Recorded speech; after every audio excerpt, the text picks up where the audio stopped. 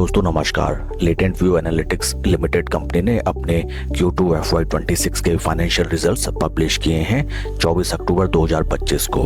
इस वीडियो में हम रिजल्ट्स को एनालाइज करते हैं, साथ ही साथ स्टॉक के टेक्निकल चार्ट पैटर्न की तरफ एक नज़र। These are the financial statements of the company for September quarter and total income निकल के आई है 276.1 करोड़, जो कि पास्ट क्वार्टर में थी 259.4 crore and in last year for the same quarter 231.5 crore. Total income में अगर हम देखें क्वार्टर ऑन क्वार्टर 6.43% की इंक्रीमेंट दिखाई देती है, जबकि वाई ऑन वाई बेसिस में 19.26% की impressive growth. Total expenses parameter में अगर हम चलें, जो कि निकल के आए हैं फॉर द क्वार्टर 214.4 करोड़, जो कि पास्ट क्वार्टर में थे 197.5 crore and in last year for the same quarter 173.2 crore.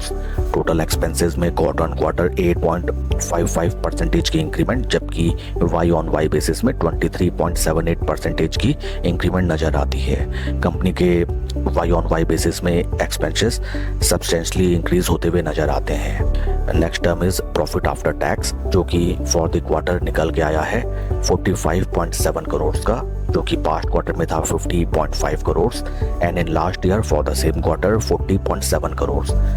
Pad figures पे अगर हम देखें, क्वार्टर ऑन क्वार्टर -9.5% की टिप, जबकि वाई ऑन वाई बेसिस में 12.28% की इंक्रीमेंट दिखाई देती है।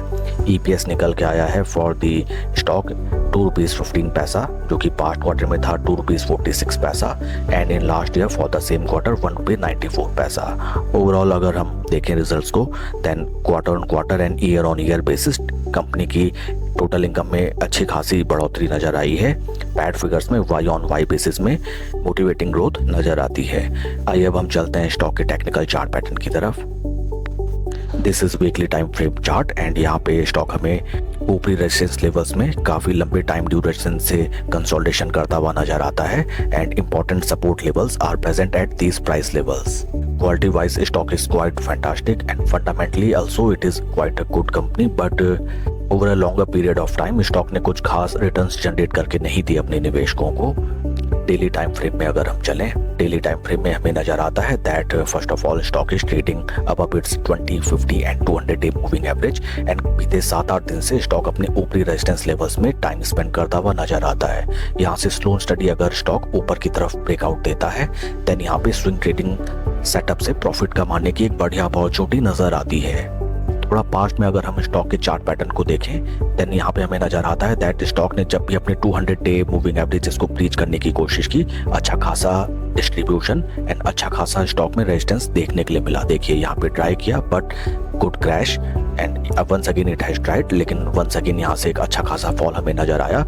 बट इस टाइम जो थर्ड टाइम स्टॉक ने अपना ट्राई किया 200 डे मूविंग एवरेज को ब्रीच आउट करने का, देन रिलेटिवली हमें कम सेलिंग नजर आई and this time there is almost nil selling. Sellers हैं एट दीज लेवल्स, ये सभी हमें ड्राइड अप होते हुए नजर आते हैं। साथ ही साथ स्टॉक के प्राइस लेवल को सपोर्ट करता है कंपनी का गुड Q2 फिगर्स। इंटरेस्टिंग रहेगा कि स्टॉक नेक्स्ट ट्रेडिंग सेशन में कैसा रिएक्ट करता है to it's Q2 FY26 financials. आइए एक नज़र अगर हम स्टॉक के फंडामेंटल्स की तरफ चलें। Right now stock is trading at a P of 47.5, जबकि इंडस्ट्री का पी है अराउंड 42।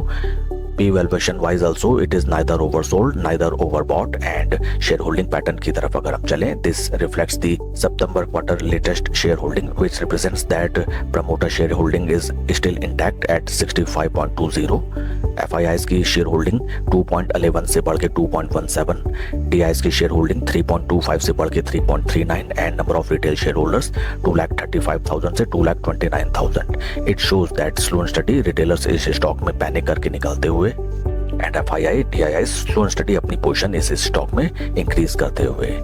अपने क्षेत्र की बेहद उम्दा कंपनी, ये स्टॉक अगर ऊपरी लेवल्स में ब्रेकआउट देता है, देन डेफिनेटली इस स्टॉक को हमें अपने वॉच लिस्ट में रखना चाहिए। That's all for the video friends, please like and subscribe my channel. Thank you.